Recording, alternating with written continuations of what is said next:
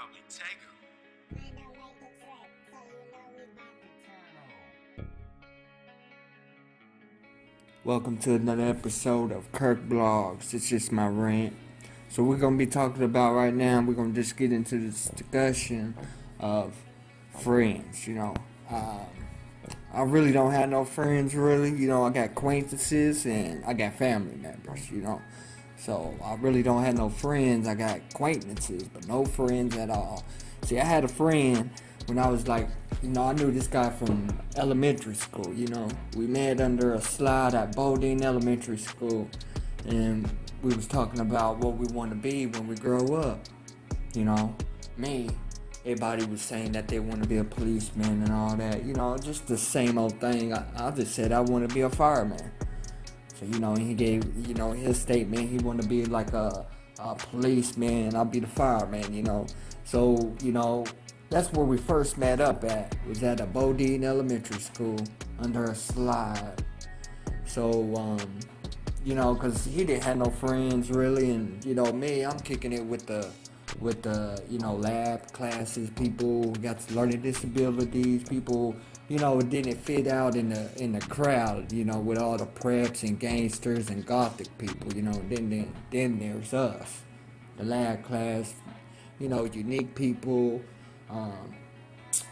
but anyway, so I had this friend back in elementary. I moved, and he moved, and we didn't see each other until middle school. Let me see. I was going to school, and this he rode my bus back home, and one of my friends, his name was like Marcus or something. He's a black guy. He's kind of like a bully, but he was my friend.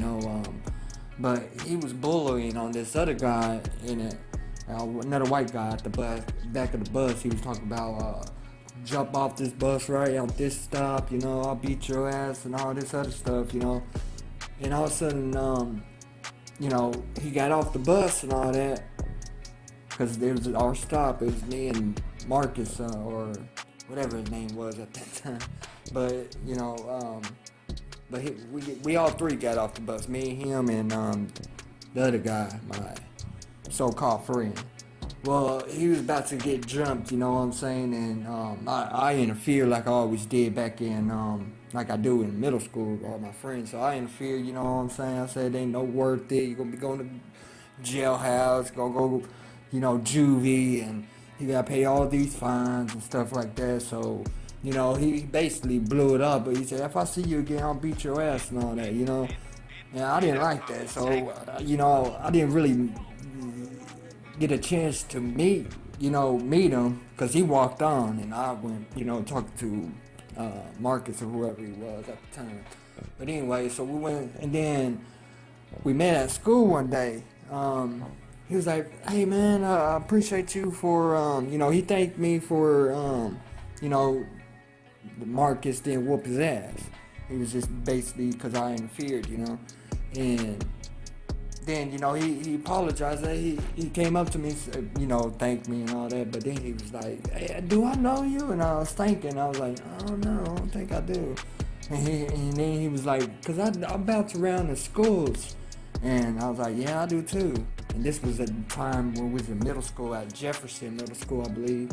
So, because I moved all the way to the south side, all the way to Douglas, I think it was, Douglas Street.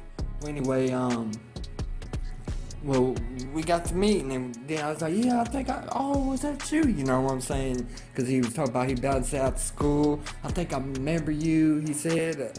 Was you under a slide at a elementary school back in the...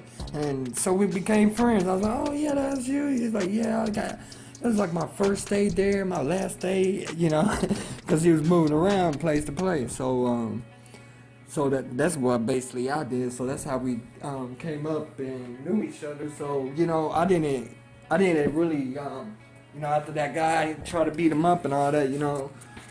So I guess he found out that I was being his friend. So he was like oh fuck you, you a bitch too, basically. You know what I'm saying? So but we lived in the same apartment, that guy and me. So and then my friend's grandma lived in the same apartments that me and Marcus was living at the time, um, and she lived like somewhere around there, but just inside that complex. So he comes in the apartments, So first time I get him high, you know what I'm saying, and everything else. And then years later, we was close friends, you know what I'm saying. Word can't hurt me, whatever he does, but action speaks louder than words. And now I want to tell you what happened.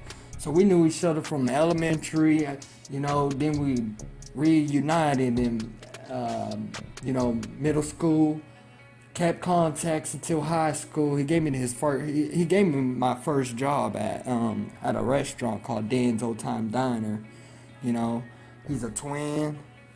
And I remember one day at school though, but he was like, cause he got an identical twin, and me and him wanted to ditch class, so he asked his brother if he can attend his class for him. You know what I'm saying, and all this other stuff. So they was taking, they was basically, switching classes so they can hang out with their homies and stuff like that on any semesters or whatever, So we did that all that,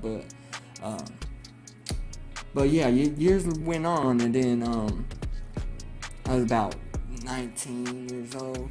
But anyway, it was about 8 years ago.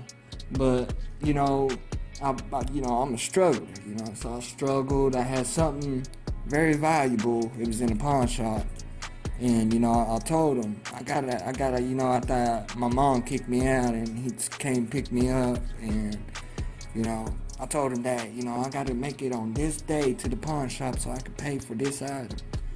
He promised me, yeah, I will, I promise, cause I kept on bugging him. I was just making sure that he would, but at the end of it, well, let me just tell you the story. Well, we was at a party. This last time I went to a party, you know what I'm saying?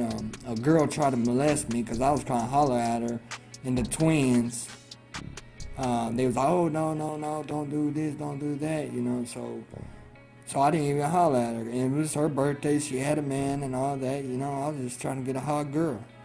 So anyway, I was at that party, and then he was talking about, I'm trying to replace this guy to replace you. And I didn't understand what he was talking about. And I don't even think they're friends, really, at this moment, at this day and age. But anyway, so he said that. I was like, alright, well, whatever. I was drunk and all fucked up on all kinds of stuff. But anyway, so I went to sleep. The girl tried to rape me. And I was asleep, and then I was the first one out at that party. I can't even walk home, so I slept on the floor, and then I'm waking up to this girl laying right beside me on the floor at her house, trying to pull my pants down, and I'm looking at left to the right. They at the far end. The brothers, the twins, is at the far end of both sides, to the left and right. I guess I'm in the middle with her now. You know what I'm saying? I'm waking up with her, because I wear tight pants. I wear tight shoelaces, shoes, I got a tight hat. I wear everything tight. I ain't like these other people who's gonna get in a fight when, and they but anyway, yeah, I wear everything tight. So she was struggling, trying to pull down my pants, and I woke up, I was like a teeter-totter, because I was facing upwards, towards the ceiling. And I remember waking up, because someone was pulling my pants down. I saw it. I linched up like a teeter-totter, just raised up from my torso on up to my head, And then on the side of my eyes, I see her going down. It would remind me of a teeter-totter, And then I guess after the next day, I guess she got real mad, and told the Kevin, because they was related. Yeah, so that was my friend's cousin. But anyway, so they told him all this other stuff, talk about, oh yeah, you should be his friend, and all this. I can get you a girlfriend. He was about 18 at the time, but what I'm saying, he always been saying, I'm a virgin, I'm still a virgin, I'm stay a virgin, and then